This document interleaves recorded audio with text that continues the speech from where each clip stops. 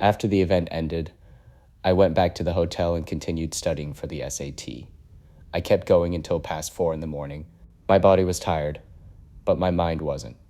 The faces and voices of the veterans I met last night stayed with me. Their words, their smiles, and the strength in their eyes reminded me why I started all of this. The next morning, I headed to the test center. Even though I hadn't slept much, I didn't feel exhausted. Something about the night before still gave me energy, like a quiet sense of peace. After the exam, I went back to the hotel to finish some schoolwork, then got ready for the evening's gala event. It was hosted by the Chosin Few organization and sponsored by Starkist and Tootsie Roll. The scale was larger than I imagined, but the atmosphere felt warm, respectful, and full of gratitude. I had brought 50 tumblers with the Chosin Heroes logo printed on them, a small gift I had designed and made in Los Angeles. They were meant for the veterans who fought in the Battle of Chosin Reservoir. As I carefully set them on each table, I hoped they would feel even a fraction of the gratitude I carried with me. When the event began, one of the organizers invited me to the stage. He introduced me as a high school student from Los Angeles and gave me a chance to talk about my project. I briefly shared the purpose of Chosin Heroes and presented a donation of $2,000 raised through fundraising in both the United States and Korea.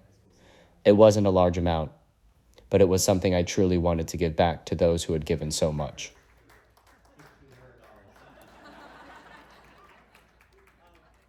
The hall was filled with American and Korean veterans, soldiers, and their families. People talked, laughed, and shared stories. In those moments, history didn't feel distant anymore. It was alive, right in front of me.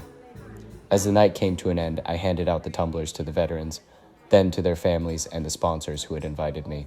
Each person smiled, shook my hand, and thanked me in a way that made me feel deeply humbled. The next morning, before heading back to Los Angeles, I stopped by the Korean War Veterans Memorial in Washington, D.C. 19 stainless steel statues of soldiers stood in formation, and along the black granite wall were the faces and names of those who served, some who never made it home. I stood there for a while, tracing the names with my eyes. That quiet moment reminded me of what this project truly means. It is not just about remembering history. It is about remembering people, those who fought, those who sacrificed, and those whose stories might have been lost if no one chose to tell them.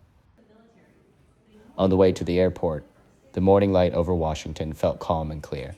The trip had only been 3 days, but it changed something in me. Chosin Heroes started as a small project, but now it feels like a promise to keep their names alive so that the heroes who never came home will never be forgotten.